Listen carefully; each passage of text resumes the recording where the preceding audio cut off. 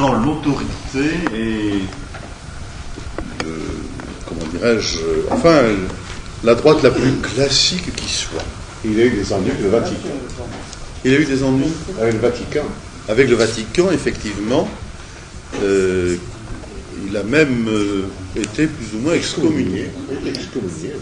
Eh bien, Charles Maurras a dit qu'il appréciait que l'Église catholique ne fasse pas lire le Magnificat en langue vulgaire, car il estimait que ces paroles, prononcées par Marie à l'occasion de la naissance prochaine de son fils, étaient beaucoup trop révolutionnaires pour être acceptables. Il valait donc mieux les dire en latin, parce qu'au moins personne ne comprenant, on avait la beauté de la prose latine, on avait la beauté du chant d'église, mais au moins on n'avait pas le sens. Et c'est la raison pour laquelle Maurras était tout à fait anti-chrétien. Il n'a jamais accepté l'enseignement de l'Évangile. Et ce qui est étrange, c'est qu'il ait séduit tant de catholiques à l'époque, justement, où sa grande influence s'est fait sentir en France. Il trouve ça révolutionnaire. Il trouve ça absolument révolutionnaire. D'ailleurs, nous allons lire le texte et nous allons voir qu'en effet, il n'est tout de même pas tellement... Alors, nous allons lire donc à partir du verset 46. C'est la réponse de Marie du chapitre 1 de l'Évangile selon saint Luc, Luc 1, verset 46. Je lis le texte dans la traduction que j'ai sous les yeux. Alors Marie dit : Mon âme exalte le Seigneur, et mon esprit s'est rempli d'allégresse à cause de Dieu mon Sauveur, parce qu'il a porté son regard sur son humble servante. Oui, désormais, toutes les générations me proclameront bienheureuse, parce que le Tout-Puissant a fait pour moi de grandes choses. Saint est son nom. Sa bonté s'étend de génération en génération sur ceux qui le craignent. Il est intervenu de toute la force de son bras. Il a dispersé les hommes à la pensée orgueilleuse. Il a jeté les puissants à bas de leur trône. Et il a élevé les humbles, les affamés. Il les a comblés de biens. Et les riches, il les a renvoyés les mains vides. Il est venu en aide à Israël, son serviteur, en souvenir de sa bonté, comme il l'avait dit à nos pères, en faveur d'Abraham et de sa descendance pour toujours. Voilà le cantique de Marie, que l'on appelle le Magnificat, à cause du premier mot par lequel il commence dans sa traduction latine, « Mon âme exalte le Seigneur, Magnificat anima mea Dominum ». Excusez-moi. Alors, il est évident que Maurras ne pouvait que trouver révolutionnaire des paroles comme celles qui disent « Il a dispersé les hommes à la pensée orgueilleuse », mais surtout « Il a jeté les puissants en bas de leur trône ». Je dis bien, pour un royaliste, le trône, c'est quelque chose de très précis. Il a élevé les humbles, c'est le contraire de la doctrine maurassienne, il faut que les humbles restent à leur place. Et les riches, il les a renvoyés les mains vides. Ça aussi, ça ne plaisait pas du tout à Charles Maurras. Alors, nous verrons ensuite comment on peut comprendre ces textes, mais je dois dire qu'il ne faut pas leur enlever leur valeur brutale. Si j'avais été, moi, un grand prêtre d'Israël, un pharisien bien nourri, un sadducéen collaborant, plus ou moins, un publicain ou des gens de ce genre qui étaient alors les puissants et les riches de ce temps, j'aurais certainement trouvé très désagréable de m'entendre dire que ce que fait Dieu, c'est de jeter les puissants en bas de leur trône, de nourrir les affamés, de renvoyer les riches les mains vides. Évidemment, c'est tout autre chose quand on n'est pas dans cette situation. Alors, il me semble qu'il y a un certain nombre de choses qui nous frappent, peut-être dans ce texte. Vous avez remarqué que c'est un texte du début de l'Évangile. Mais que peut-on dire à propos de son style, des images qu'il emploie, de la façon dont il est rédigé? Est-ce qu'il s'accorde avec le style du reste de l'Évangile ou est-ce qu'il s'accorde au contraire avec le style d'autres livres de la Bible? À quoi pense-t-on quand on le lit plutôt? Au psaume, c'est-à-dire à l'Ancien Testament. Et c'est effectivement un texte tout à fait de l'Ancien Testament. C'est un de ces textes qui marque la jointure qui existe entre l'Ancien Testament et le Nouveau Testament. Le Nouveau Testament apporte quelque chose d'absolument nouveau dans la pensée, même dans la pensée hébraïque, et dans la pensée des hommes, quelque chose qui n'avait jamais été connu jusqu'alors. Mais ça ne veut pas dire que c'est tout à fait étranger à l'Ancien Testament. Nous avons ici un joint, un lien. L'Ancien Testament est là présent, et Marie est peut-être la dernière prophétesse de l'Ancien Testament. Et qui est-ce qui tient la première place dans ce cantique? Dieu, le Seigneur. Ça, c'est aussi une caractéristique de l'Ancien Testament sans doute, mais aussi de Marie. Je crois que c'est très frappant. Sa piété est théocentrique. Dieu, pour elle, est au premier plan, au sommet. D'autre part, de qui parle-t-elle aussi? D'Israël. Mais avant de parler d'Israël, dans les premiers versets, d'elle-même. Et nous avons là les deux aspects de sa piété.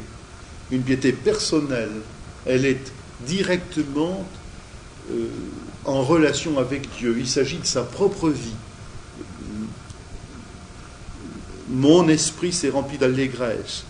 Dieu, mon sauveur, il a porté son regard sur son humble servante, c'est-à-dire sur moi. Hein? Oui, toutes les générations me proclameront bienheureuse. Moi.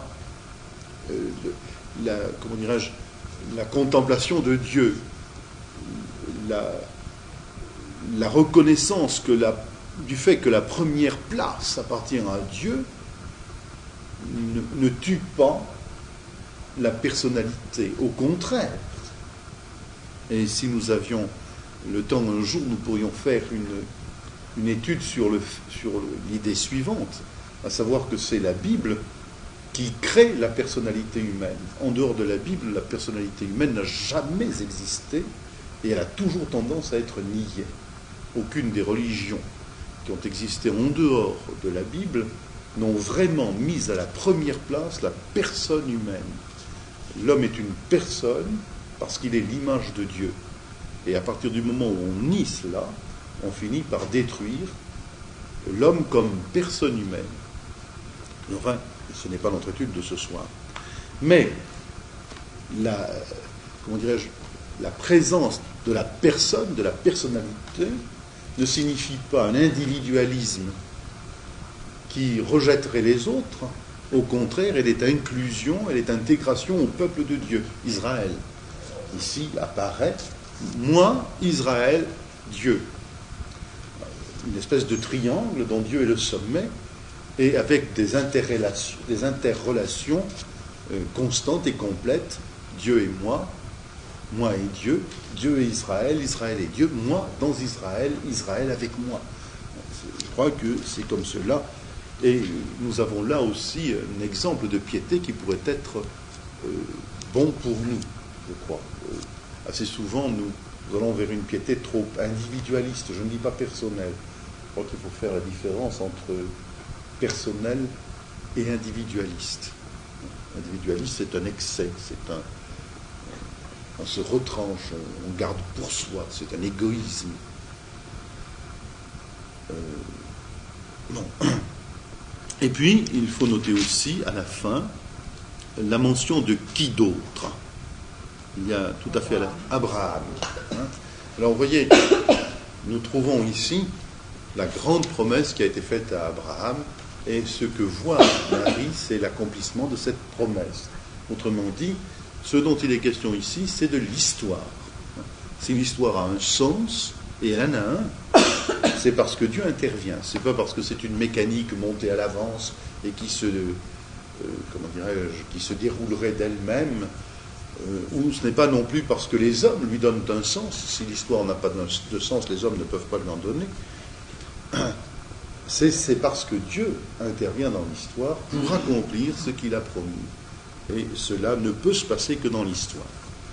Alors nous avons, je crois, ici une rencontre avec une femme qui est la dernière prophétesse de l'Ancien Testament et qui agit en prêtresse, si vous voulez, à la fois présentant la louange à Dieu, non pas simplement en son nom personnel, mais au nom du peuple tout entier. Alors, nous allons reprendre les versets 46 à 49, puisque là, il est question de Marie elle-même. Puis, dans les versets 50 à 53, il s'agit de l'intervention de Dieu. Il est intervenu de toute la force de son bras. Et enfin, dans les versets 54 et 55, il est question de l'accomplissement de la promesse. Donc, si vous voulez, 3 strophes, en gros. On ne sait pas très bien comment ça s'articule au point de vue strophique, mais sur le plan de la pensée, je crois que nous sommes dans le vrai. Et elle commence par exalter Dieu. Mon âme exalte le Seigneur et mon esprit s'est rempli d'allégresse à cause de Dieu, mon Sauveur. Alors, elle parle d'elle-même, et quels sont les 2 mots qu'elle dit pour elle-même?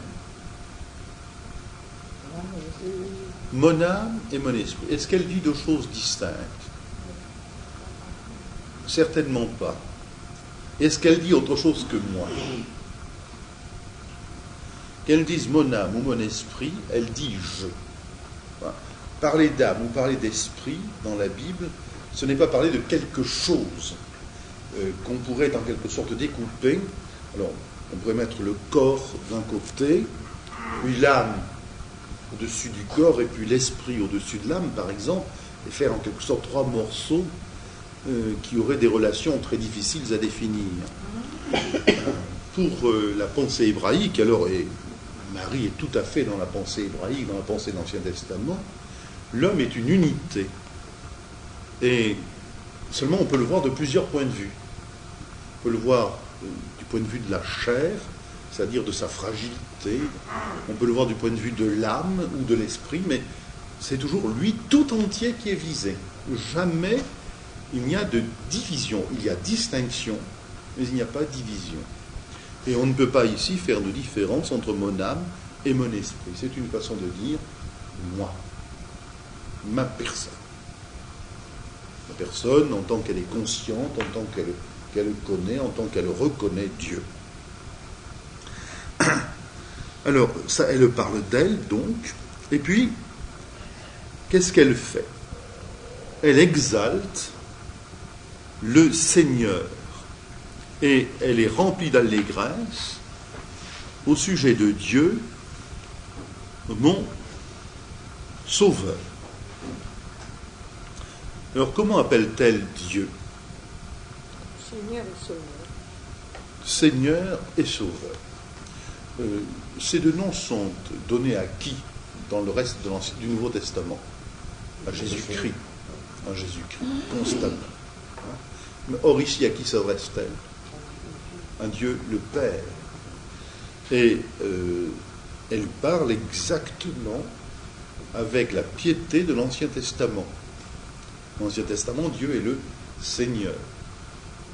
Alors, qu'est-ce que ça veut dire? de l'appeler le Seigneur. Et surtout, mon Seigneur. Le maître, oui, mais il y a maître et maître. On peut mettre toutes sortes de mots, d'idées sous le mot maître. Quelqu'un qui connaît très bien. Oui, alors je crois qu'il y a d'abord une relation effectivement personnelle qui est aussi présente dans mon Sauveur, mon Seigneur. Donc ça c'est essentiel. Le Dieu dont il est question n'est pas un Dieu dans les nuages ou un Dieu horloger qui ne s'occupe de rien. C'est un Dieu qui est personnellement et directement connu par Marie. C'est mon Seigneur et mon Sauveur. Alors, sur quoi insiste le terme Seigneur par rapport à Sauveur? Parce que il y a un double sens, là. Il y a un peu l'aspect prophétique de la venue du Messie. oui, C'est, on va retenir, qui est le Sauveur. Et oui. déjà, il y a l'aspect même dans le mode d'esprit, mais aussi un petit peu déjà la prévision d'un changement radical avec la naissance de l'enfant qui va venir, qui sera déjà Dieu venant sur la terre. Oui, on peut penser à cela, mais moi ce qui me frappe, si tu veux, c'est quand même le caractère Ancien Testament des termes, parce que ces termes-là se retrouvent dans l'Ancien Testament. On ne disait jamais le nom de Dieu, chaque fois qu'il y a le tétragramme, n'est-ce pas, Yod, Het, Wa et Het, c'est-à-dire JHWH, que nous traduisons par Yahvé, les Hébreux lisaient Adonai, c'est-à-dire qu'ils ne lisaient pas du tout ce qui était écrit, ils lisaient un autre mot, ils lisaient le mot Seigneur. Ils n'osaient pas prononcer le nom de Dieu. Et le Seigneur, c'est Adonai est un des noms, un des titres attribués à Dieu. Et ici, elle dit bien mon Seigneur, mon Sauveur, parce qu'il a jeté le regard sur son humble servante, et parce qu'il a fait pour moi de grandes choses, n'est-ce pas? Il s'agit ici de Dieu, essentiellement. Alors, Seigneur, c'est la puissance de Dieu, je crois, qui est mise, et la souveraineté de Dieu. Mais cette puissance est-elle sentie comme quelque chose de redoutable, comme quelque chose de terrible, ou non? Non. Comme une opposition. Comme une Opposition. Par exemple, au Seigneur opposé à la bassesse de ses servantes. Ah oui, bien sûr, il va y avoir cette opposition. Adoucit un peu Mais ce caractère de terrible du Seigneur. je crois que c'est n'est-ce pas, mon Seigneur. Ce qui me frappe, moi, c'est mon Seigneur. Non, le Seigneur est mon Sauveur. Oui, le Seigneur, mais c'est mon Sauveur. Oui, ça adoucit Alors, Il y a deux. Donc il y a, si vous voulez, l'idée que c'est au Seigneur qu'on a affaire, mais que ce Seigneur, c'est mon Sauveur. Donc la puissance de Dieu est mise au service de quoi? miséricorde. De sa miséricorde, du salut. La puissance de Dieu a pour objet le salut. Ce n'est pas une puissance hostile aux hommes, ce n'est pas une puissance hostile à Marie, c'est au contraire une puissance qui sauve. Alors, le mot sauveur, ou le verbe sauver, qu'indique-t-il? Une action au bénéfice. Au bénéfice de quelqu'un. Et alors, à propos de ce quelqu'un, justement, qu'est-ce qu'il stipule, qu'est-ce qu'il suppose? Sauveur. L'annonce du salut. Non, mais enfin, là, elle dit mon sauveur, pas Dieu mon sauveur. Qui a été déjà fait. Avec, pour que je sois, moi, sauvé, qu'est-ce qu'il faut que je sois avant? Et dans le péché. Alors, je ne sais pas si ici la notion de péché apparaît. N'est-ce pas?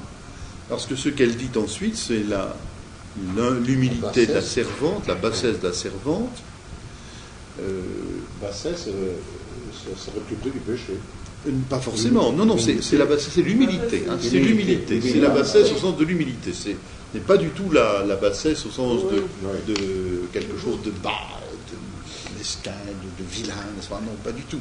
Hein, c'est l'humilité. C'est quelque chose qui est très humble, très en bas, si vous voulez, mais par l'humilité.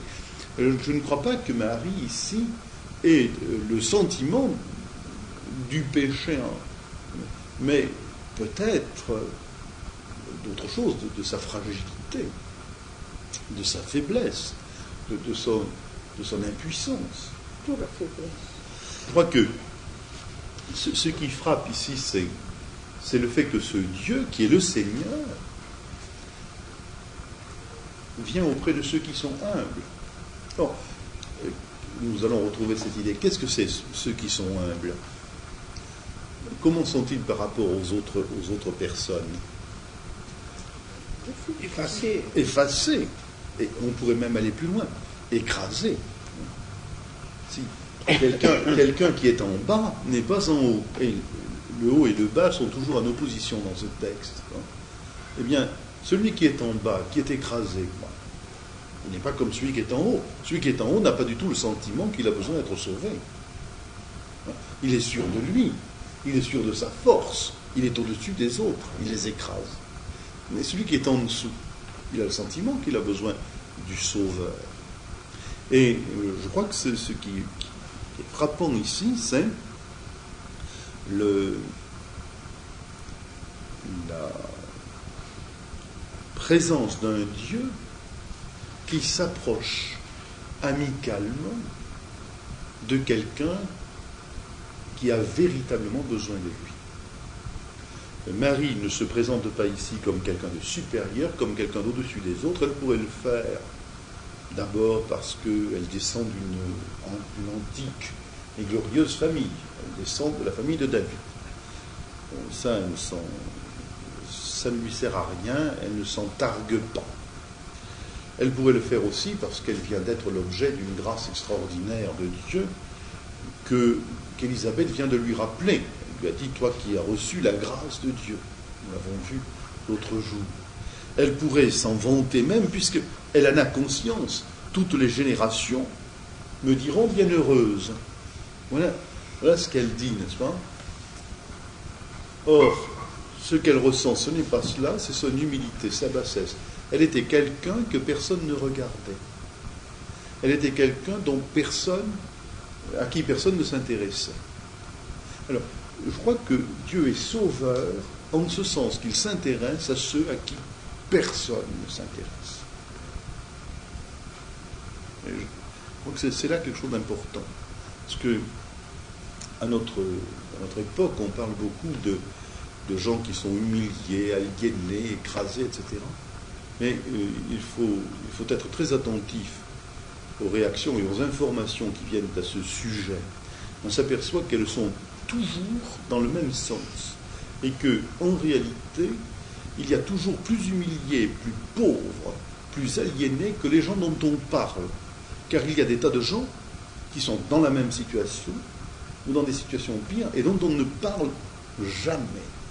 Il y a les exclus de tout. Ça existe. Alors, notre civilisation moderne, qu'elle soit de gauche ou de droite, se donne bonne conscience en parlant constamment des malheureux, etc. Mais ça lui permet d'oublier tout aussi constamment des gens qui sont d'autant plus écrasés que eux savent très bien que jamais on ne parlera d'eux. Je ne vais pas entrer dans des détails concernant ces choses, mais il suffirait de lire un certain nombre d'ouvrages d'Ellul pour s'en rendre compte, pour avoir des exemples très précis et très désagréables. Oh non, parce que ça nous entraînerait peut-être un peu loin, mais enfin, si vous voulez, il y a toujours les bons pauvres et les mauvais, ça ne rate pas, n'est-ce pas? Et c'était vrai sous la royauté, il y avait les pauvres qui votaient bien et les pauvres qui votaient mal, puis il y a eu sous la République les pauvres qui pensaient bien et les pauvres qui pensaient mal, et maintenant il y a aussi les pauvres qui pensent bien et qui pensent mal. Ils ont peut-être simplement changé de patron. Alors, je crois qu'il nous faut faire attention à cela. Dieu, c'est le Dieu qui s'occupe de ceux dont on ne parle pas. Et c'est en cela qu'il est le Sauveur. Et cela nous amènerait, nous, à considérer notre relation aux autres sur ce plan-là. Parce que Nous sommes tous bombardés par la radio, la télévision, etc. Et nous avons tendance à choisir, à aller dans le même sens que tout le monde. Et je crois que là, il nous faut faire très attention. Ça ne veut pas dire que ceux dont on parle ne méritent pas qu'on parle d'eux. C'est pas ça que je veux dire. Et ça veut dire que ceux dont on parle permettent quelquefois qu'on ne parle pas d'autres.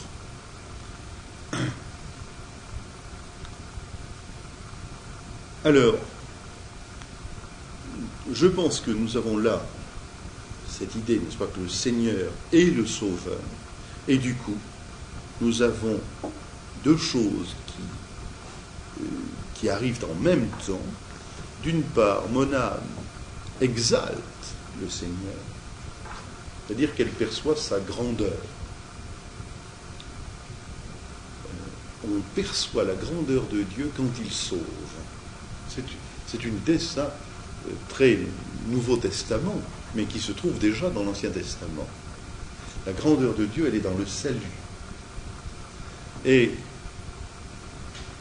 donc, mon âme exalte le Seigneur, et en même temps, elle se réjouit, elle est remplie d'allégresse. Nous retrouvons ce sentiment que nous avons trouvé lors de notre étude de ce que disait Élisabeth l'autre mercredi dernier, ce bondissement, ce saut d'allégresse, cette joie qui caractérise la rencontre de Dieu. Quand on rencontre Dieu, on n'est pas écrasé. On peut être écrasé à certains égards par le sentiment de son péché, etc. Mais il y a cette joie, car Dieu vient pour sauver ceux qui avaient besoin d'être sauvés. Et alors, il y a une raison très, très précise, parce qu'il a jeté son regard sur l'humilité de sa servante. Alors, il a abaissé les yeux, il a regardé d'en haut, mais dans quel sens ? Il y a deux façons de regarder d'en haut, de poser son regard sur quelqu'un.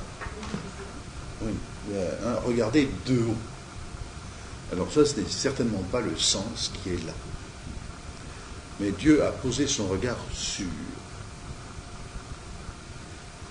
C'est le regard qui veille, c'est le regard qui protège, c'est le regard qui connaît dans l'amour, mais pas du tout le regard hautain et orgueilleux de quelqu'un qui peut mépriser.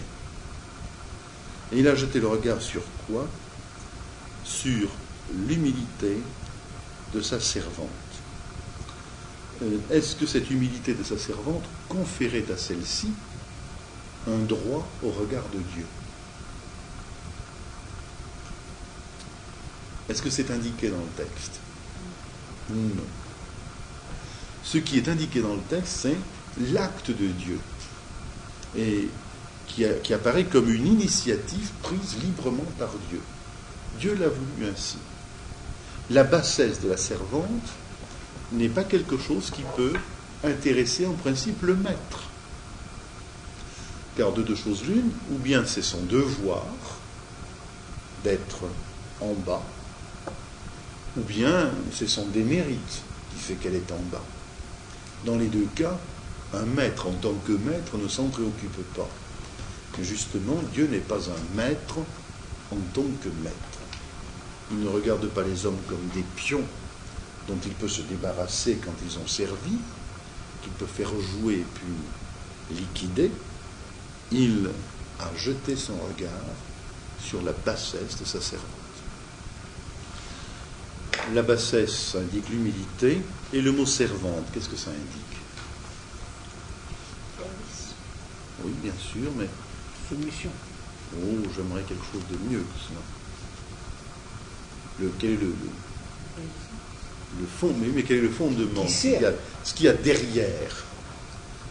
L'obéissance, la soumission, si vous voulez, tout ça c'est vrai, mais quel est le fondement ? Service. Par quelle raison, par quel sentiment Marie est-elle la servante du Seigneur ?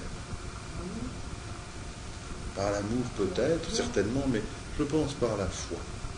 Dans le sens que c'est la confiance. On ne sert pas à n'importe qui. Mais je crois que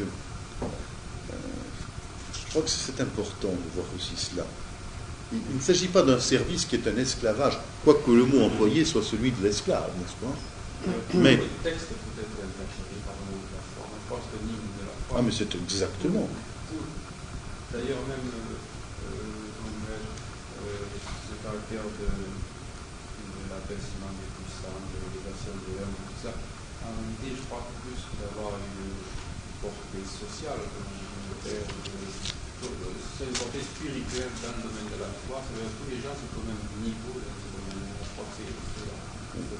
Nous y viendrons plus près tout à l'heure. Et alors, parce que je voudrais revenir pour ces premiers textes, pour ces termes-là que tu as soulignés, le Seigneur, Sauveur, l'humilité même là, c'est la condition même de l'abaissement, de la conversion. Déjà, tous ces termes préparent déjà la venue et l'accomplissement de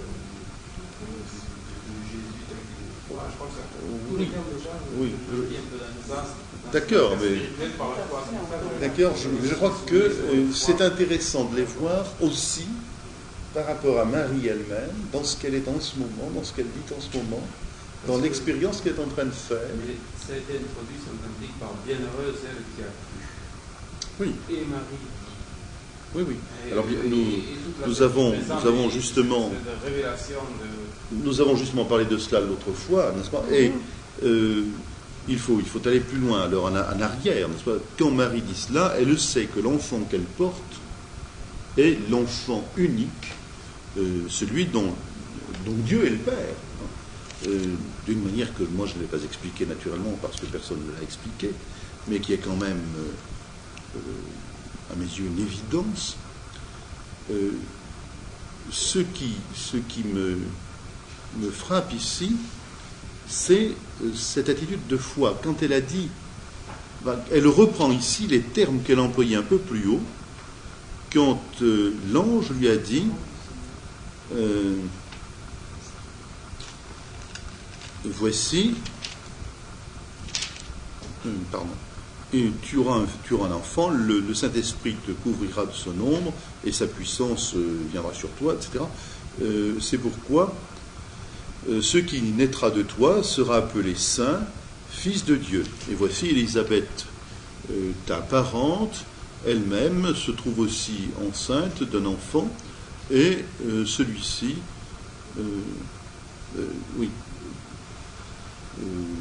vient de celle qui a été appelée la stérile. Et alors Marie répondit, me voici moi, la servante du Seigneur. Qu'il en soit pour moi selon ta parole. Alors c'est là, je crois, que apparaît très clairement l'attitude de la foi. Je suis la servante du Seigneur. Et je crois que c'est important parce que le terme de Seigneur à propos de Dieu est fortement contesté à l'heure actuelle par toute une série de tendances, à la fois dans certaines églises et naturellement au dehors des églises. Dans certaines églises, on ne veut plus entendre parler de Seigneur, où Dieu c'est un copain, il ne faut plus employer ces termes qui font de l'homme quelqu'un qui est mineur, quelqu'un qui n'est pas majeur, et a fortiori dans les milieux non chrétiens, on décrète, puisque vous dites, vous chrétiens, que Dieu est un Seigneur, c'est que vous avez une mentalité d'esclave. Alors justement, ce qui me frappe, moi, c'est que ce n'est pas du tout une relation de maître à esclave qui s'institue ici, c'est une relation de foi, c'est-à-dire de confiance. Elle n'est pas la servante de n'importe qui. Elle est la servante de son Seigneur.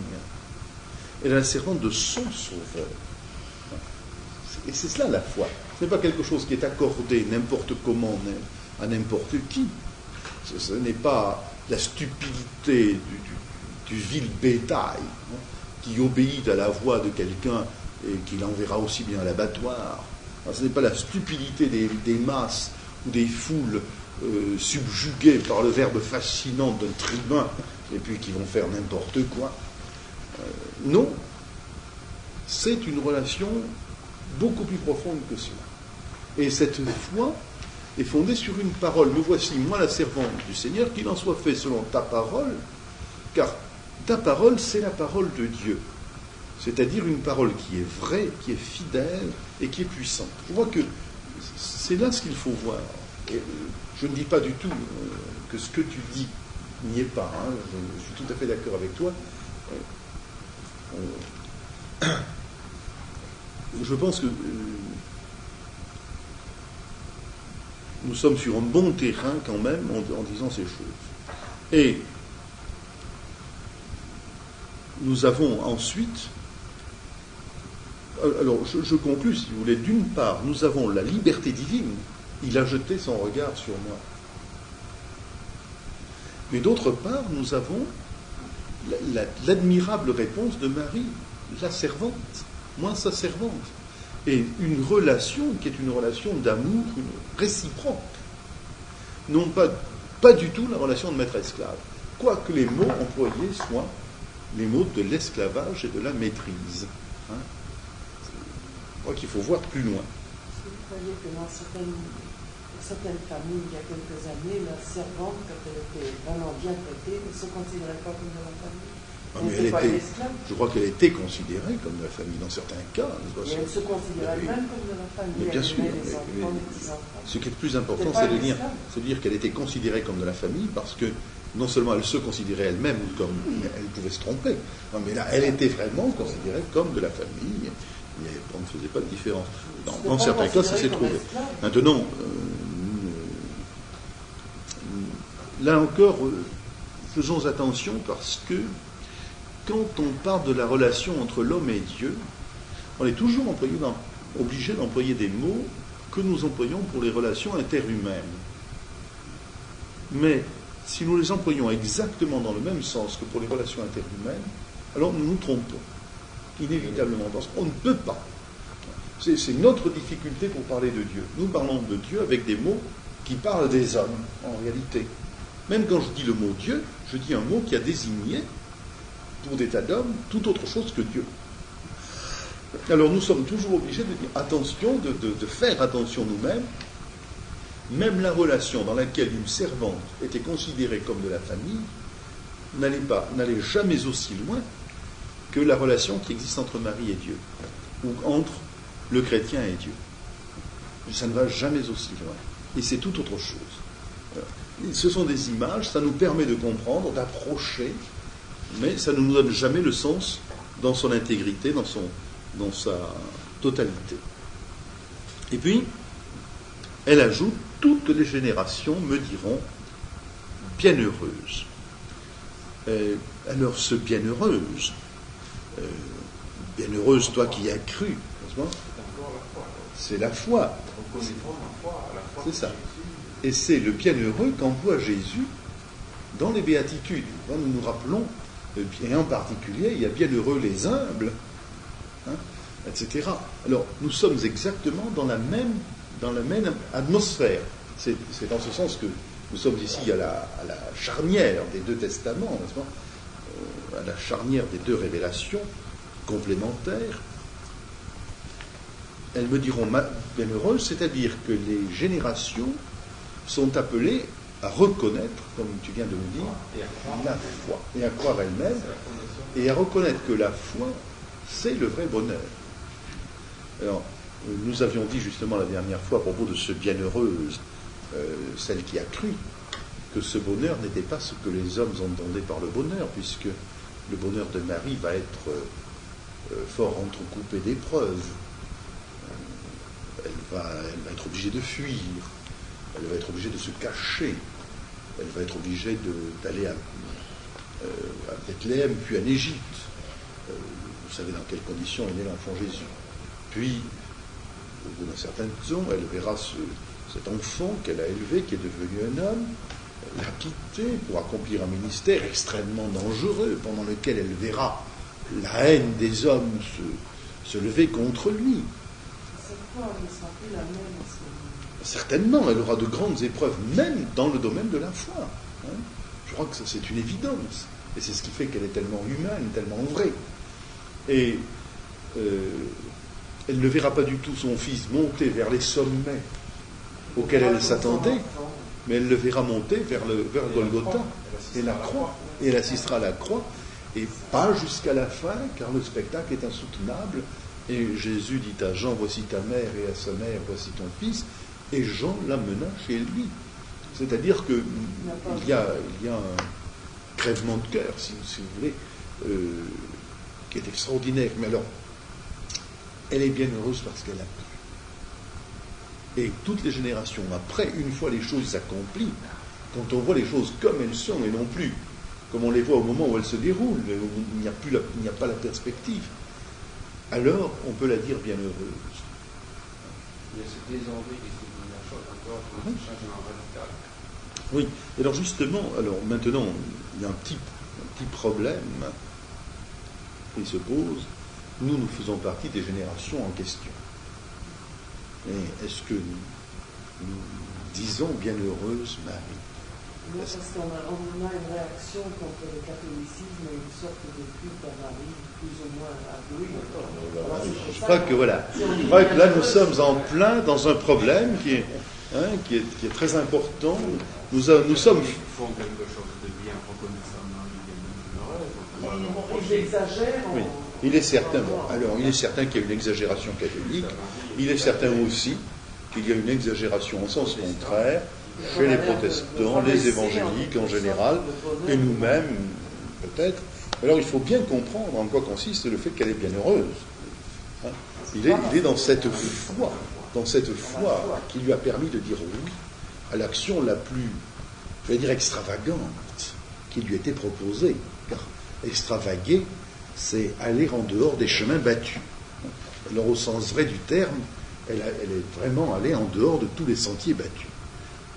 Elle a été la seule à être sur ce chemin-là. Et elle est bienheureuse. Elle a véritablement trouvé ce bonheur. Parce que il a fait pour moi de grandes choses, et son nom est saint. Il a fait pour moi de grandes choses. Elle reconnaît donc l'action de Dieu. Le Tout-Puissant a fait pour moi de grandes choses. Cette action, qui est une action de grâce, de pure grâce, il a jeté son regard sur la bassesse de sa servante, et qui est une action dans la grandeur de Dieu, il a fait de grandes choses, et une action dans la sainteté de Dieu. Son nom est saint. Son nom, ça veut dire son être, sa réalité. Et le mot saint signifie, c'est vraiment indéfinissable, il est séparé, il n'est pas comme les autres, il est le tout autre. Il ne faut absolument pas définir Dieu. On a même quelquefois dit qu'on ne pouvait le définir que négativement, en disant il n'est pas ceci, il n'est pas cela, il n'est pas cela. Il y a des choses positives qu'on peut dire de Dieu, mais il ne faut jamais perdre de vue qu'il est justement le saint. C'est des coups des grandes choses. Ça veut dire il a fait de grandes choses, il est à part, parce que c'est chez des gens, même le christianisme était là-dedans. Oui, c'est évident. Et alors, ce qui est frappant, c'est qu'il a fait pour moi de grandes choses. Pour moi.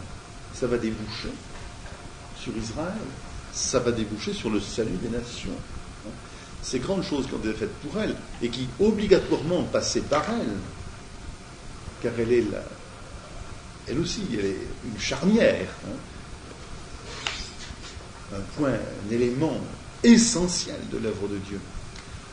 Je n'aime pas l'expression qui dit Dieu a besoin des hommes, parce que je la trouve un peu absurde dans un certain sens, mais Dieu se sert des hommes. C'est une réalité. Et il s'en sert intégralement. Elle a vraiment servi intégralement. C'est toute sa vie, toute son âme, toute sa chair, tout son être qui ont été mis au service du plan de Dieu. Les grandes choses, ça la dépasse.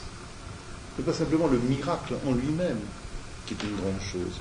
C'est la portée de l'événement qui est une grande chose. Une petite chose peut être de grande chose dans la mesure où on s'en avec Dieu. Effectivement. Alors, en ce qui la concerne donc, je crois aussi qu'il faut bien voir, il faut bien prendre conscience du rapport qu'il y a entre ce verset 49 et le verset qui va suivre. Son nom est saint, sa miséricorde dure de génération en génération pour ceux qui le craignent. La sainteté de Dieu, c'est extraordinaire, c'est-à-dire sa séparation d'avec tout ce qui existe, le fait qu'il est unique, qu'il se suffit à lui-même, qu'il n'a besoin de rien. Cette sainteté de Dieu se traduit non pas par une volonté de séparation, mais par la miséricorde, c'est-à-dire le désir de s'unir aux autres. Il me semble qu'on a là quelque chose de très précieux pour la compréhension de ce qu'est la sainteté de Dieu. Ce n'est pas simplement le feu dévorant qui, agit contre le péché, c'est beaucoup plus que cela. Et il n'y a pas de contradiction, il y a au contraire une unité fondamentale entre le fait que Dieu est saint et que d'une part, il est capable de faire de grandes choses pour une petite fille, si j'ose dire, pour une petite servante, si vous préférez, et en même temps d'agir dans sa miséricorde en faveur de ceux qui le craignent.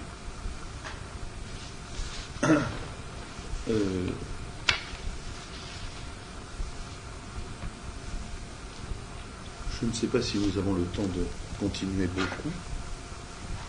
Vu l'heure, Suzanne, c'est 10h03.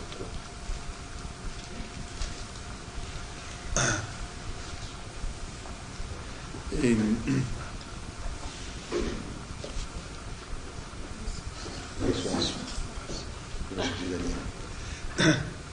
simplement peut-être une vue d'ensemble de ce qui suit. Je relis. Oui. Oui.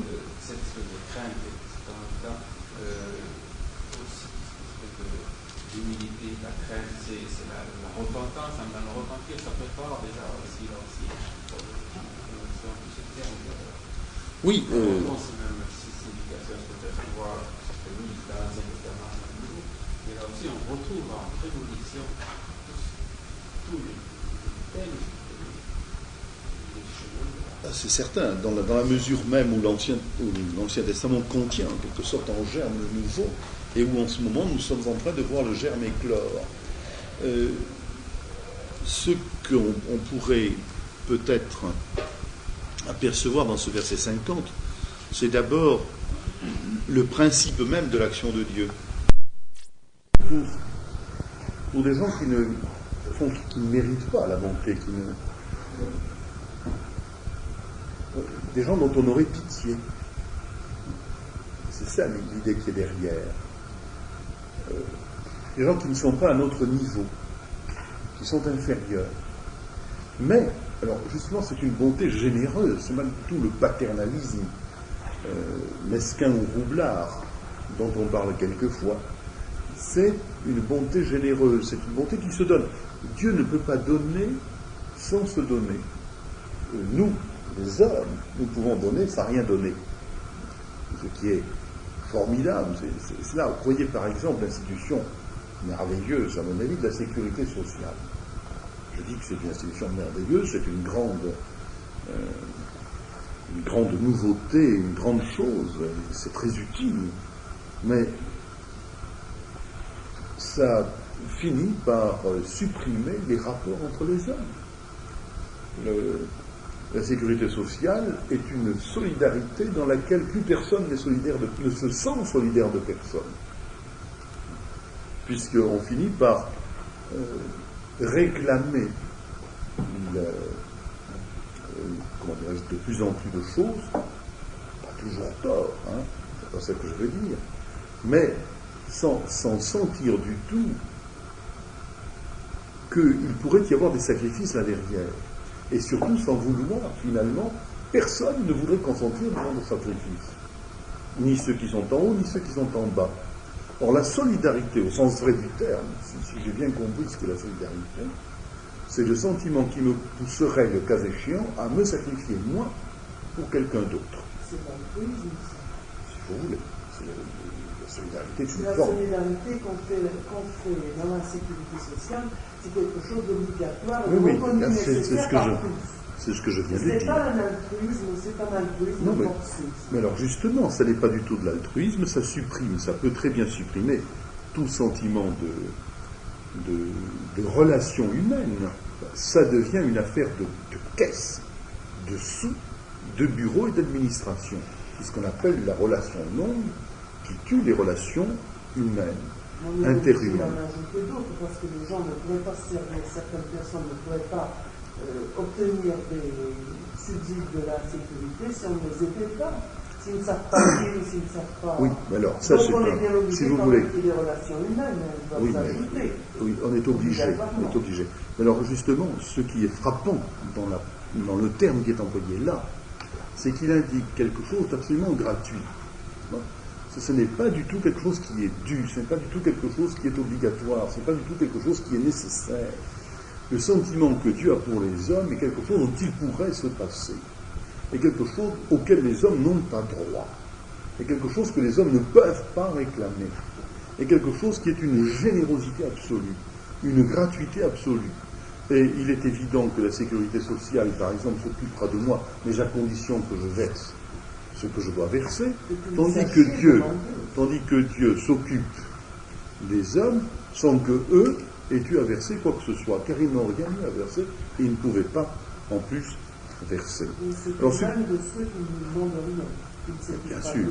Alors justement, donc, ça c'est le point de départ, c'est le principe. Et l'autre aspect qui nous apparaît, c'est de génération en génération. C'est la fidélité. Ça ne va pas changer, il ne va pas y avoir une nouvelle loi qui va tout bousculer, ou tout chambouler. Il est fidèle. Mais fidèle à quoi? À lui-même. Et enfin, les destinataires, ce sont ceux qui le craignent. Alors, je pose une question. Est-ce que le fait de craindre Dieu nous donne droit à sa miséricorde? Non.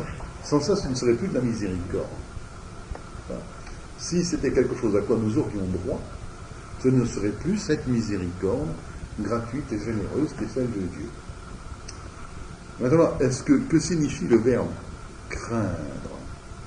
Est-ce que ça veut dire avoir une attitude folle et lâche devant Dieu? Certainement pas. Souvent cette crainte de Dieu. Oui, mais justement, donner une idée. Il faut essayer de le bien comprendre, n'est-ce pas? Parce qu'effectivement, Dieu est redoutable. Et on peut avoir une crainte de Dieu qui est une véritable terreur de Dieu. Vous savez, il me semble que quelquefois, quand on est l'objet d'une bénédiction de Dieu en particulier, on peut être saisi de terreur. Pourquoi moi? Je n'ai rien qui me fasse mériter cela. C'est la chose du monde que je ne méritais pas. Et être saisi d'angoisse devant la bonté de Dieu parce qu'elle révèle sa sainteté. Elle ne va jamais sans sa sainteté. Ce n'est pas le châtiment qui me ferait trembler. Ce n'est pas la crainte de l'enfer qui me ferait bouger du sommeil. Mais la bonté de Dieu me fait trembler. Beaucoup plus que n'importe quoi d'autre. Je ne veux pas dire par là que si tout à coup l'enfer s'ouvrait devant moi, après, la perspective de la malédiction, je ne dis pas que tout à coup je me sentirais très figuré, que je ferais le fanfaron. C'est pas ça, mais je crois que ce qui est plus éprouvant encore et plus étonnant encore, c'est la bonté de Dieu. Il n'y a pas de mérite dans le fait de craindre, mais il n'y a pas non plus de lâcheté dans le fait de craindre. Craindre, cela signifie en réalité reconnaître Dieu comme Dieu. Reconnaître l'infinie distance qui nous sépare de Dieu et que Dieu seul peut franchir. Il n'y a que lui qui puisse le faire et qui le fasse. Et la crainte s'exprime dans la foi. Alors, c'est justement ce qui est frappant. Car, qu'a dit Marie. Elle a dit, il a jeté les regards sur la bassesse de sa servante. On me glorifiera dans les générations à venir, on me dira bienheureuse. Pourquoi? Parce qu'elle a eu la foi. Que dit-elle ensuite? La miséricorde de Dieu, c'est-à-dire cette faculté qu'a Dieu de regarder ceux qui sont en bas, ceux qui sont les humbles. Elle se manifeste à l'égard de qui? De ceux qui craignent. On peut donc dire que crainte et foi sont les deux volets de la même réalité. Or, la foi, qu'est-ce que c'est? C'est la confiance de l'enfant qui court vers son Père. C'est la confiance la plus absolue, la plus libre, la plus joyeuse, la plus bondissante, la plus totale, sans aucune réserve, sans aucune crainte, précisément. Or, l'une et l'autre sont intégralement liées. Et je crois que ceux d'entre nous qui ont quelque expérience de la vie spirituelle s'en rendent bien compte. C'est au moment où l'on est dans la foi que l'on éprouve la crainte, et c'est au moment où l'on éprouve la crainte que l'on est dans la foi. Il ne s'agit pas ici de terreur, de lâcheté, de sentiment d'un péril dans lequel on va tomber. Non, non, il s'agit de toute autre chose. Du sentiment de la grandeur de Dieu, de cette infinie distance qui nous sépare de lui, et de cette certitude que nous avons que lui seul peut franchir cette distance. Il y a un abîme entre nous, et il le franchit. Mais s'il le franchit, alors nous n'avons qu'à tendre la main et saisir la sienne. Et ça, c'est la foi. Ça marche absolument ensemble.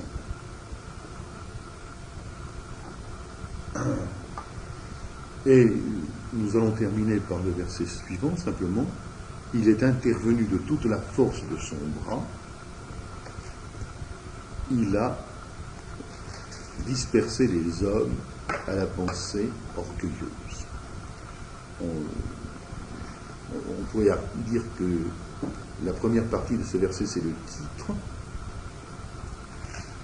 et la deuxième partie, le sous-titre. Il est intervenu de toute la force de son bras. Ça désigne la puissance de l'action, mais aussi son intention. Car c'est la force de Dieu qui est intervenue. Elle est intervenue en faveur de qui? Ça a déjà été dit. Des hommes, c'est-à-dire de ceux qui, précisément, n'ont pas la force. N'ont pas la force. Elle est intervenue en faveur des faibles. Et ensuite, il a dispersé les hommes à la pensée orgueilleuse. Voilà ceux qui sont visés par l'action de Dieu, ceux qui ont les pensées orgueilleuses, les orgueilleux, c'est-à-dire ceux qui pensent pouvoir se passer de Dieu, réussir les choses par eux-mêmes, ceux qui ont leur plan et ceux qui ont leur projet, ceux qui savent ce qu'il faut faire, ceux qui se croient sages. Maintenant, qu'est-ce qu'on appelle l'orgueil? Pensée orgueilleuse, c'est ça? Eh bien, je crois que c'est ce que nous voulons dire. On a l'impression que qui est-ce qui a été content d'avoir fait quelque chose. Ça, si vous voulez, c'est un détail, si vous me permettez une chose pareille. Parce qu'il ne s'agit pas ici d'une pensée ou de pensées que l'on a par moment ou à propos de tel ou tel. Il s'agit des hommes qui ont des pensées orgueilleuses. C'est-à-dire qu'ils sont orgueilleux par nature. Il s'agit d'une disposition constante. De même que ceux qui craignent Dieu sont dans la disposition constante de la crainte, de même les orgueilleux dont il est question ici sont les gens qui ne craignent pas Dieu, si vous préférez. Les idéologies, mais... C'est tout. Alors, parce qu'autrement, chaque fois qu'on a une pensée, simplement qu'on est content d'avoir une citation. Oui, non, mais alors, il ne s'agit pas ici de cela. On est orgueilleux, c'est certain. Il s'agit non seulement de cela, mais il s'agit de quelque chose de plus, c'est-à-dire d'une attitude qui est une attitude de défi à l'égard de Dieu, une attitude d'autonomie à l'égard de Dieu. Mais c'est l'attitude fondamentale de l'homme. C'était la nôtre. Nous avons toujours tendance à reprendre cette attitude. C'est ça qui est Mais ce qui est important, c'est de voir que ce que Dieu a fait, c'est justement de disperser les hommes. Il a dispersé les hommes à la pensée orgueilleuse. Alors, Cela veut dire que leurs desseins ont été anéantis. Que ce en quoi ils faisaient leur confiance, n'a plus aucune valeur et n'existe pas. Ils sont dans une illusion et qui est déjà détruite, qui déjà est morte. C'est cela que fait Dieu. En réalité, ce que fait Dieu, c'est d'amener les hommes à la réalité et d'amener la réalité aux hommes. La réalité, c'est celle de son salut en Jésus-Christ, tandis qu'eux-mêmes vivaient dans l'illusion d'une puissance qu'ils pouvaient avoir, d'un système par lequel ils pourraient se sauver eux-mêmes. Ce qui me frappe dans, j'allais dire, la prédication d'aujourd'hui, pas la prédication chrétienne, je veux dire dans le discours d'aujourd'hui, c'est que on nous promet toutes sortes de choses, et qu'enfin l'homme va être ceci, qu'enfin on va voir ce qu'est l'homme. En même temps, on nous dit le contraire d'ailleurs, parce que l'homme est mort, c'est évident, il n'y a plus d'homme. C'est une chose claire, et l'homme va mourir avec l'écologie, enfin ce que disent les écologistes, etc. Bon, c'est incohérent, c'est normal, mais alors ce qui est frappant, c'est qu'il y a tout de même une grande tendance dans l'humanité qui vise à se passer totalement de Dieu et à faire son salut par elle-même, par l'homme même. Le salut de l'homme est dans l'homme. Et l'homme doit se diviniser, il faut qu'il se déifie, il faut qu'il devienne Dieu. Voilà ça c'est l'illusion. C'est l'illusion, et elle est manifeste. Elle est manifeste parce qu'elle fait le contraire de ce que fait Dieu. Elle va s'appuyer sur la puissance, alors que Dieu va s'appuyer sur la faiblesse. Ce que regarde Dieu, c'est la faiblesse de sa servante. Et celle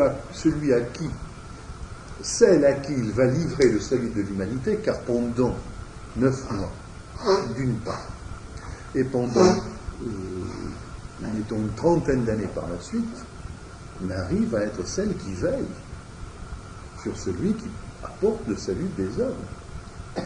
C'est cette faible servante, cette faible femme d'Israël, d'un pays méprisable et méprisé à l'époque, d'un peuple méprisable et méprisé à l'époque, d'une famille méprisée à l'époque, une pauvre fille, une pauvre femme, et qui va être tout de suite dans les plus grandes difficultés. C'est un enfant pauvre, et l'un des plus pauvres d'Israël, qui va être le porteur du salut de l'humanité. C'est le contraire de ce que font les hommes. Les hommes se fient dans des moyens qui sont des moyens de puissance. C'est pourquoi ce qu'ils recherchent, c'est toujours le pouvoir, et c'est pourquoi ce qu'ils obtiennent, c'est toujours la guerre. Pas forcément la même qu'autrefois, mais toujours la guerre, toujours la violence, et toujours l'écrasement de quelqu'un. Ce qui est cherché aujourd'hui, c'est d'écraser l'adversaire. Tandis que, en ce qui concerne Dieu, ce qu'il cherche, c'est de relever ceux qui sont tombés, d'élever les âmes. Il faut bien voir cela.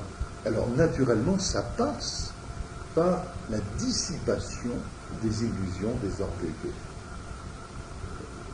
Tôt ou tard, le monde sera bien obligé de s'apercevoir que ce sur quoi il a misé, ça n'existait pas. Que la puissance, le pouvoir, la richesse sont autant de choses mortes et vaines. Est-ce que vous croyez que même les orgueilleux, l'orgueil de maintenant, c'est pas quelque chose pour se faire des illusions à soi-même, que l'humanité, elle se ment à elle-même Mais c'est une évidence qui n'est pas toujours très évidente, mais c'est certainement une réalité.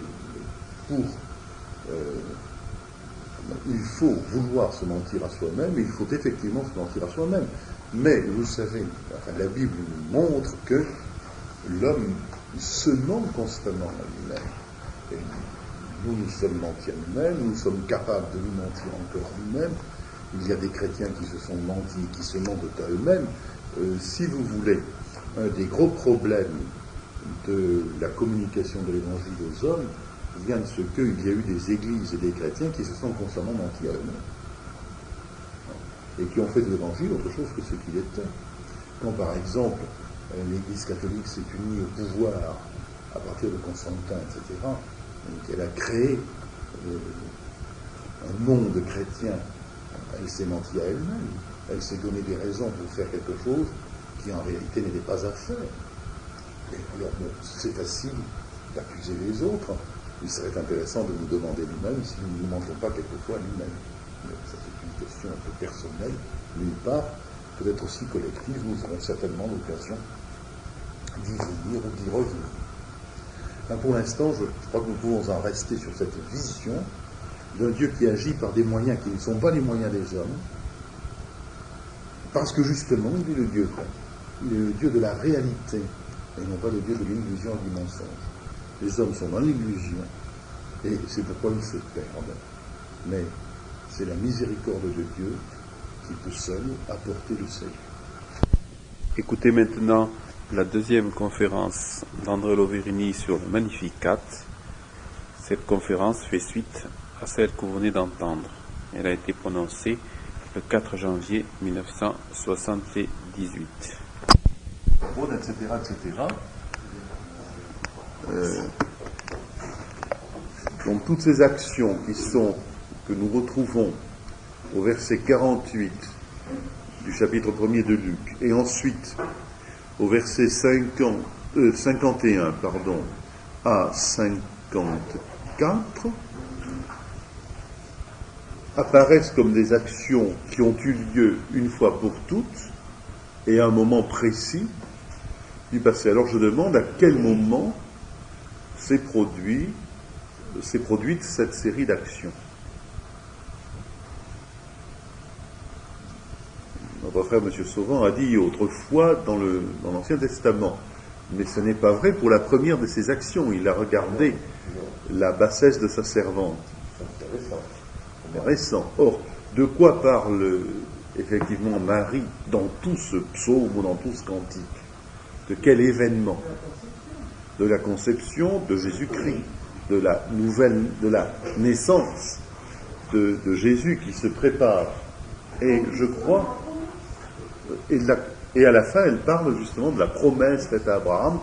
Donc, ces choses ont eu lieu déjà dans le seul fait que Jésus est là.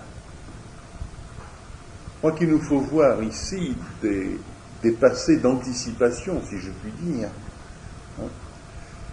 Ça n'est pas encore réalisé, mais Marie le voit comme les prophètes voyaient autrefois ce qui devait se passer, elle le voit comme accompli. Mais je crois que c'est important de nous dire, l'accomplissement, c'est cela, c'est-à-dire l'incarnation, la venue de Jésus-Christ sur la terre. Tu veux dire quelque chose, David? Oui, ça me pose une question, parce que en lisant ça, ça me rappelle un autre passage où il est question du même temps, et ça repousse tout, dès avant la fondation du monde. C'est que on a ces choses qui, pour ainsi dire, sont passées dans l'éternité, mais qui sont réalisées à ce moment-là. Oui, il pourrait être effectivement. Par exemple. Oui, Romains 8, c'est-à-dire ce qu'il a appelé l'esprit, c'est ça. Je crois quand même que là nous avons un lien précis avec un moment précis, un lien étroit plutôt avec un moment précis. Ce moment précis, c'est la venue de Jésus-Christ sur la terre, cette venue qui est en train de se produire, puisque Marie est déjà enceinte et attend cet enfant. Alors, conservons cette idée dans notre mémoire pour tout à l'heure, parce que ça nous permettra de mieux comprendre le sens véritablement révolutionnaire de ce texte, sa portée révolutionnaire. Qui est le sujet de tous ces verbes? Dieu et lui seul. Et ces verbes se situent-ils, à votre avis, dans l'éternité ou dans l'histoire? Est-ce que tu allais vers l'éternité, tu vois? C'est dans l'histoire. S'il ne se situait que dans l'éternité, il n'aurait aucune sorte d'accomplissement terrestre. Et l'incarnation n'aurait pas lieu. Ils se situent donc bien dans l'histoire. Ils indiquent autant d'interventions de Dieu dans l'histoire. Mais ces verbes indiquent-ils des actions différentes ou une seule et même intervention? Et ils indiquent bien des actions différentes, n'est-ce pas? Mais est-ce que ces actions font l'objet de plusieurs interventions? Oui, c'est la même intervention de Dieu, justement, en Jésus-Christ. Là, ce dont il est question précisément dans notre texte.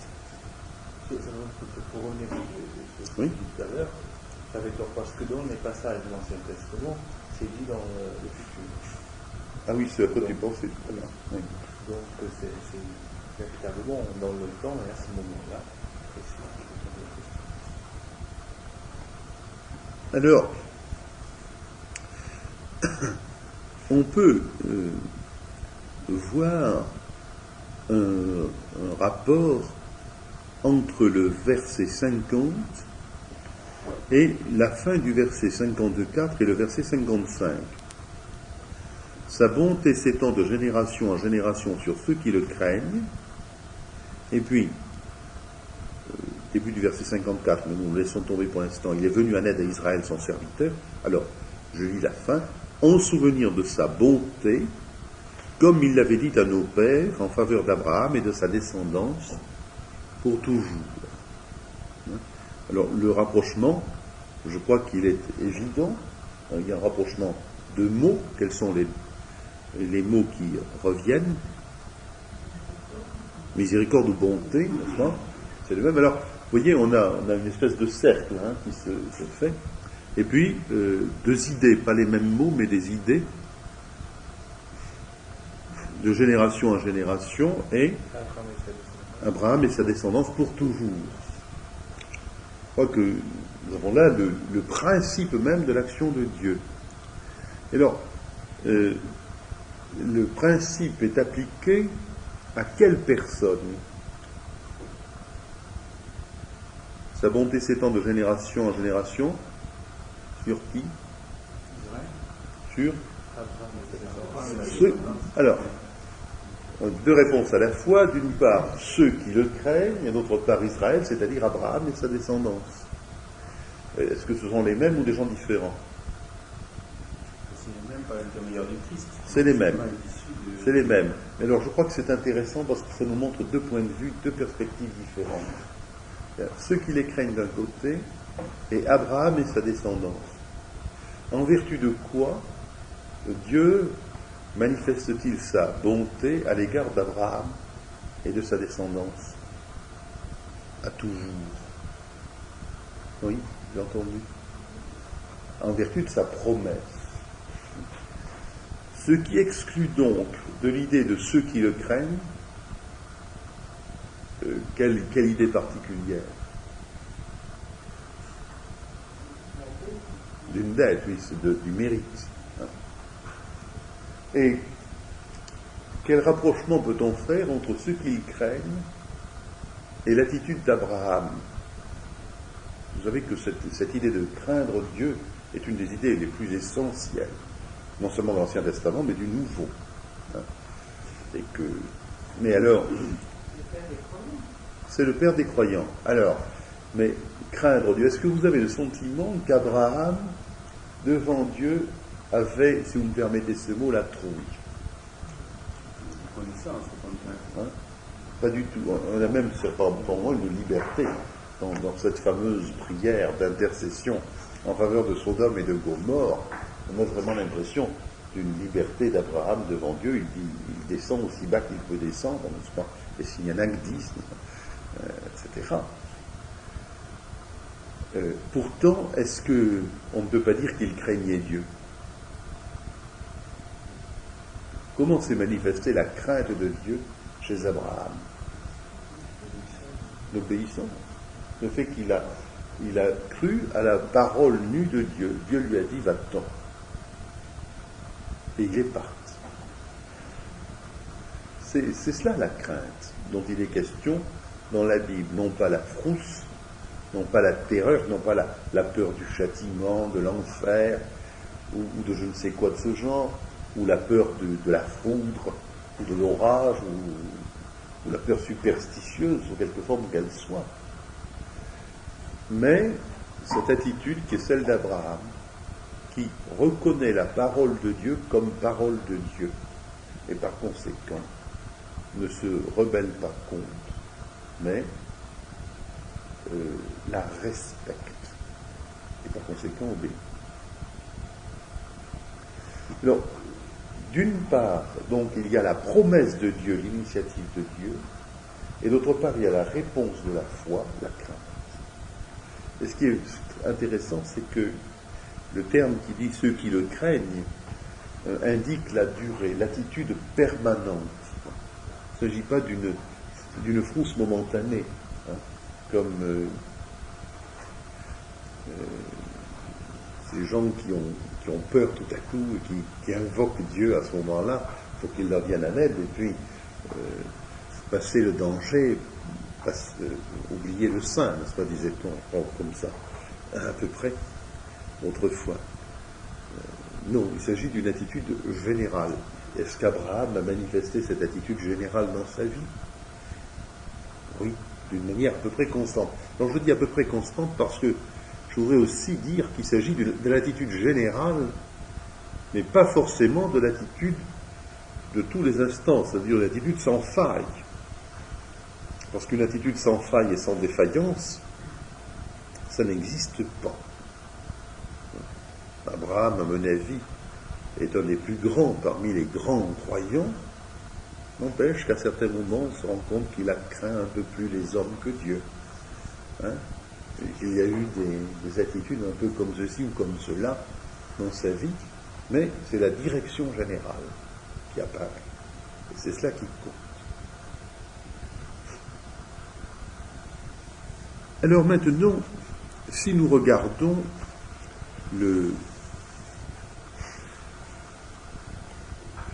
ce qui nous apparaît de Dieu, quelle est la grande qualité ou les grandes qualités de Dieu qui nous apparaissent à travers dans ces versets.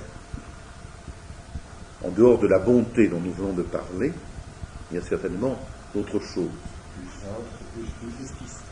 Oui, la justice, je dirais la puissance, bien entendu, et j'ajouterai la fidélité.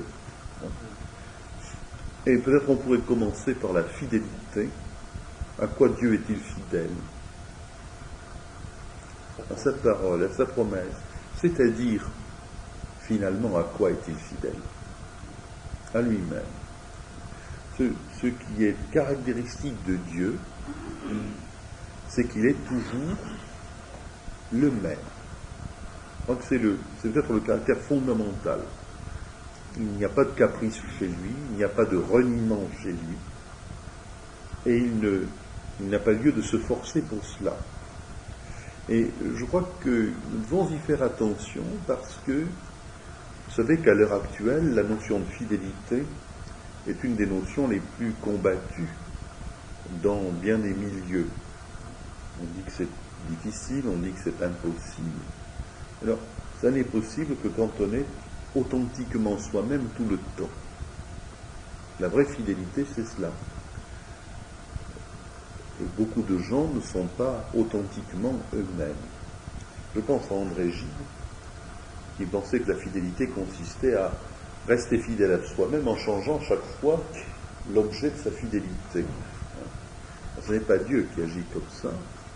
Il reste fidèle à lui-même sans changer.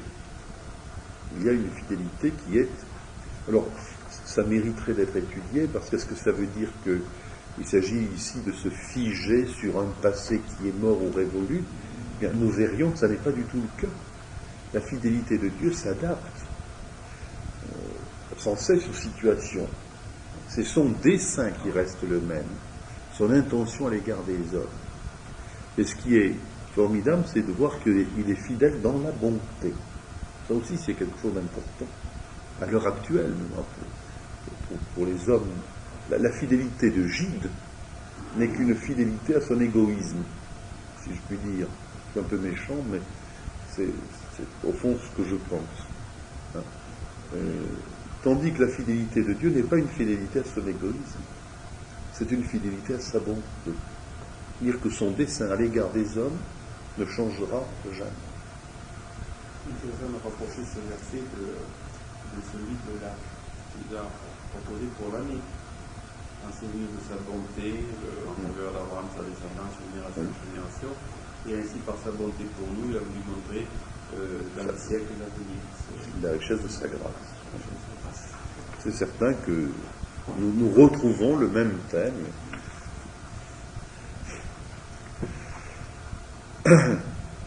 Alors donc, voilà pour la fidélité. Nous avons aussi la puissance. Je crois qu'il nous faut le noter. Il y a la force de son bras et les actions extraordinaires. Il a dispersé les hommes à la pensée orgueilleuse, il a jeté les puissants à bas de leur trône. Ça demande une grande puissance. Remarquez que élever les humbles et combler de bien les affamés demande aussi de la puissance, de la richesse. Renvoyer les riches les mains vides, c'est aussi une manifestation de puissance. Alors, je vous demande de quelle puissance s'agit-il? Comment s'est manifestée la puissance de Dieu? N'oubliez pas de quoi parle Marie. Elle parle de Jésus qu'elle porte en ce moment. Alors, si vous voulez, est-ce que Jésus a été puissant? Au sens où les hommes l'entendent. Madame Gala? C'est ça, une puissance qui s'accomplit dans la faiblesse.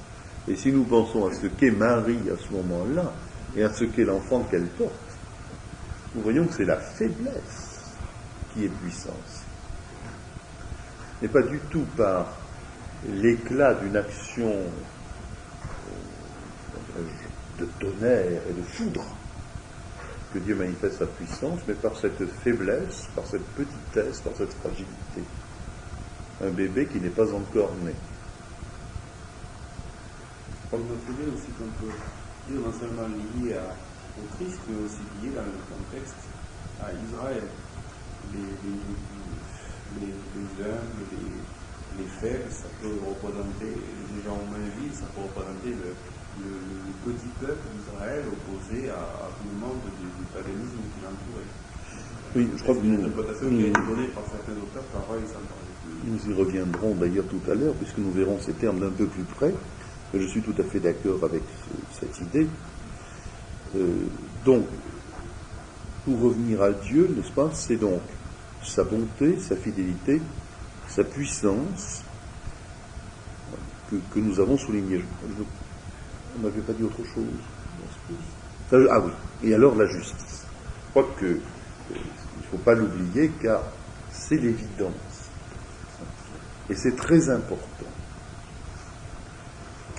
Il n'y a qu'une religion au monde qui ait mis la justice au premier plan. C'est la religion biblique. L'exigence de justice n'existe absolument pas de la même manière dans les religions païennes, quelles qu'elles soient, qui ont entouré Israël, aussi bien dans l'Antiquité la plus éloignée qu'à l'époque de Jésus-Christ. Ça ne veut pas dire qu'il n'y a pas une notion de justice, mais cette justice-là n'existe pas. J'aimerais que nous nous rappelions que dans l'Ancien Testament, l'étranger, le pauvre et l'esclave sont les objets de commandements précis visant à leur assurer la justice. Chose qui n'existe absolument pas dans les autres nations. Les étrangers à Sparte, à Athènes, sont traités comme des néants. Le pauvre n'est absolument pas considéré. Je veux dire, il a des droits. Le citoyen d'Athènes, même s'il est pauvre, a des droits, c'est une évidence. On ne va pas les lui renier. Mais il n'est pas considéré comme ayant des droits particuliers du fait qu'il est pauvre. Tandis que sans cesse, dans l'Ancien Testament, le pauvre est considéré comme ayant une valeur, ayant, si j'ose dire, droit à un traitement spécial du fait qu'il est pauvre. Et l'esclave L'esclave dans l'Antiquité n'existe pas. C'est une bête, c'est un animal, c'est un instrument, c'est un outil, mais pas pour la Bible. Et sans cesse, les prophètes sont là, et la loi est là aussi. La loi et les prophètes sont là pour dire il faut que justice se fasse. Nous reviendrons là-dessus, mais je crois que c'est important de nous rendre compte que cette exigence de justice est unique, qu'elle est fondamentale et qu'elle repose sur la justice même de Dieu. Car cette justice, qui c'est qui l'accomplit? C'est Dieu lui-même, et pas les hommes. Il a fait ceci, il a fait cela. C'est lui. Et alors, nous allons maintenant, si vous le voulez bien, regarder un peu les hommes dont il est question.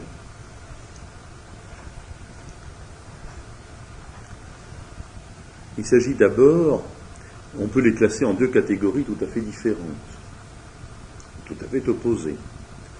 La première qui apparaît, verset 51, les hommes, les orgueilleux, les hommes à la pensée orgueilleuse. Avec eux, nous pouvons ranger au verset 52 les puissants sur leur trône, n'est-ce pas? Et au verset 53, les riches. Alors vous avez là trois choses: la pensée orgueilleuse, la puissance, les puissants et les riches. C'est-à-dire le savoir, le pouvoir et l'avoir. Tout ce que les hommes peuvent désirer.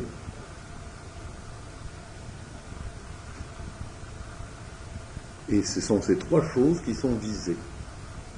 Ceux qui ont des biens, les riches, ceux qui ont le pouvoir, les puissants, ceux qui ont le savoir, ceux qui ont une pensée orgueilleuse. C'est exactement ceux qui sont orgueilleux dans leur pensée. Eh bien, pour être orgueilleux dans sa pensée, il faut en savoir plus que les autres. L'ignorant, le vrai ignorant, a une certaine modestie. Je serai modeste avec vous, Monsieur Sauvant, si nous parlons mathématiques. Là, vous êtes tranquille. Je ne vais pas faire le fier, vous comprenez? L'orgueil des ignorants, c'est la vanité. Enfin, les oui, orgueilleux si vous voulez. aussi. Alors, il s'agit bien de la pensée, n'est-ce pas? Ceux qui... alors, ils se considèrent eux-mêmes. Et d'où vient qu'ils peuvent être orgueilleux? C'est qu'ils pensent. Je crois que, excusez-moi de faire une petite parenthèse là, c'était un des grands thèmes du Barry, que la pensée était à la source du péché et non pas ceci ou cela. Penser faux, c'est aller vers le péché. Ils pensent, ces gens-là, ils sont orgueilleux parce qu'ils pensent qu'ils peuvent, par exemple, se passer de Dieu, parce qu'ils pensent qu'ils sont au-dessus des autres. Mais c'est une pensée, et ça s'appuie sur une forme de savoir. À qui pouvons-nous penser? Bien entendu, mais c'est un savoir quand même. En tant que subjectivement, et même objectivement, c'est un savoir. Prenons un exemple moderne, si vous voulez. Un certain nombre d'hommes sur la Terre pensent qu'ils peuvent très bien se passer de Dieu parce qu'ils ont la technique. Pourquoi le pensent-ils? Parce qu'ils savent un certain nombre de choses sur la technique. Ils se disent, nos problèmes sont techniques, avec un peu plus de technique, une technique mieux appliquée, une technique meilleure, plus élaborée, nous viendrons au bout de nos problèmes. Il y a toujours des défauts dans la technique. Oui, mais ça, il ne le nie pas. Il ne le nie pas. Prenez par exemple la pensée marxiste actuelle, qui est une pensée, à mon avis, très orgueilleuse. Elle se manifeste par la maîtrise d'un savoir. Le marxiste, c'est celui qui sait. Il sait d'où viennent nos mots, des contradictions du capitalisme, de la paupérisation des masses, enfin de ceci, de cela. Je ne vais pas vous réciter le catéchisme. Il sait aussi comment il faut les traiter. En effet, la pensée marxiste lui donne le moyen de savoir analyser la situation et trouver les remèdes à appliquer en vue d'obtenir une situation tout à fait différente et naturellement bien meilleure. Il est donc absolument sûr de lui. C'est ce qui explique d'ailleurs, nous sommes entre nous, nous pouvons le dire, cette espèce d'assurance, de certitude absolue qui émane de certains marxistes quand on les entend parler. Alors eux, ils n'ont pas de problème. En réalité, ce sont tous les autres qui en ont, mais eux, ils n'en ont pas, c'est clair. Je ne dis pas que de l'autre côté, il n'y a pas des gens qui ont aussi la même certitude, la même assurance et la même absence de problème. C'est pas, mais je montre simplement, je veux montrer que l'orgueil est en relation avec le savoir et pas simplement avec l'avoir ou le pouvoir. Et il est d'autant plus en relation avec le savoir que le savoir est quelque chose d'intérieur. Ce que je sais, c'est moi. Au fond, c'est moi qui le sais. Tandis que ce que j'ai, ça peut m'être enlevé. Ce que je sais, on ne me l'enlèvera jamais. Vous comprenez ? J'ai acquis la certitude, je sais par expérience, j'ai fait la preuve, que sais-je encore, que ne puis-je pas me dire pour m'assurer de mon savoir. Et c'est la pensée qui se développe à partir de ce savoir qui est l'orgueil.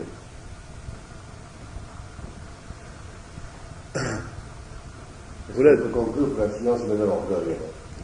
Je pense qu'une certaine science y mène, qu'une certaine forme de savoir y mène, qu'il y a même dans la recherche du savoir un orgueil qui se cherche, qui cherche à se...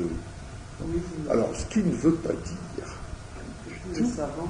premièrement, que les savants sont orgueilleux, il n'y a qu'à lire Pasteur pour se rendre compte, et bien d'autres pour se rendre compte qu'il y en avait qui étaient très modestes et qui le sont aussi de nos jours. Je pense à Jacques Monod quand même. Quand on le voyait apparaître à la télévision, c'était frappant.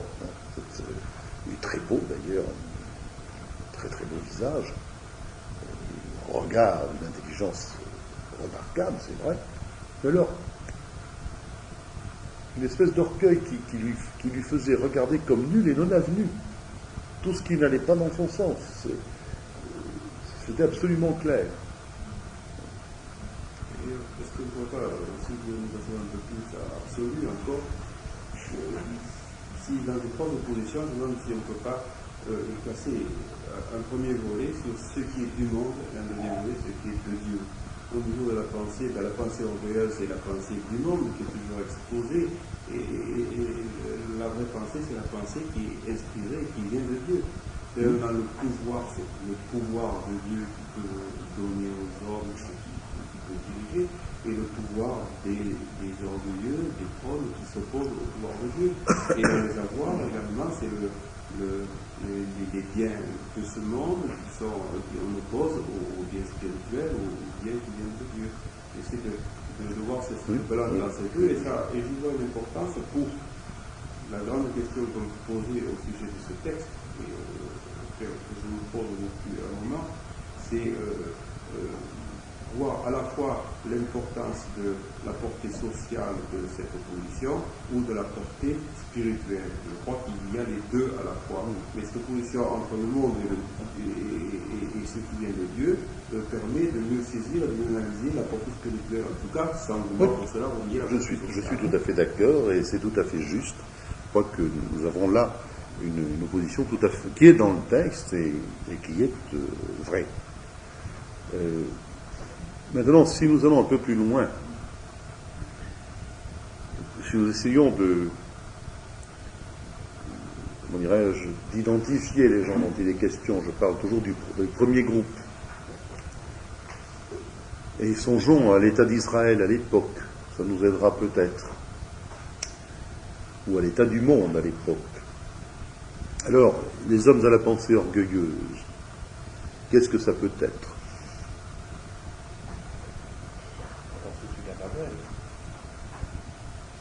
Non, mais je pense à l'époque de... Oui, bien sûr, on pense à Babel, oui, mais ça nous ramène... Oui. À l'époque, oui, dans le monde tel qu'il existait à cette époque-là, hein, à Israël, je pense à Israël, et je pense au monde qui l'entoure, puisqu'Israël est lui-même dans le monde qui l'entoure, puisque le monde en question est chez lui, les occupants, les Romains. Hein. Alors nous avons cela, essayons d'avoir... Quand Marie parle, vous comprenez, elle ne parle pas en l'air, hein, elle ne parle pas des orgueilleux en général, des puissants en général. Elle dit des puissants sur leur trône. Aujourd'hui, il y a très peu de puissants sur leur trône, à part Bokassa. Et Amin Dada et la reine d'Angleterre. Voilà. Vous savez bien que je ne lui ferai pas plaisir, celui-là. Mais enfin, sont-ils puissants? C'est un autre problème. Alors, revenons à nos moutons, si je puis dire. Il y a un roi en Espagne, c'est vrai, je l'avais oublié. Alors, à qui peut-on penser pour ces hommes à la pensée orgueilleuse? Peut-être les Romains. Alors, nous penserions plutôt aux philosophes grecs, à certains égards, parce que les Romains n'étaient pas de grands philosophes. J'ai l'impression. Il y avait le César quand même. Alors, attention. Oui, mais c'était tous des élèves des Grecs, pas de problème, ils ne faisaient que traduire. C'était des traducteurs. Cicéron est un traducteur et les autres aussi. Sénèque est un adaptateur, etc. Il n'y a pas de pensée originale chez les Romains. Ça suffisait avec les Grecs, sinon. Oui, et en Israël. Oui, les docteurs de la loi. Alors c'est très clair dans le reste de l'Évangile. Ce qui caractérise le docteur de la loi, c'est sa confiance en son savoir. Moi je sais. Et Jésus est celui qui met en doute ce savoir, justement, et qui vient leur dire, est-ce que vous êtes sûr que c'est vraiment comme ça qu'il faut comprendre la loi? Alors, chaque fois qu'eux, ils ont leur interprétation toute autre. Le sabbat, c'est ça. Le mariage, c'est ça. L'adultère, c'est ça. Après la mort, c'est ça. Etc. Et Jésus, chaque fois, dynamite leur orgueil. Alors, les docteurs de la loi, les pharisiens, on reconnaît tout à fait dans le sens du texte. Puis, alors, les puissants sur leur trône. Les rois, il y en avait.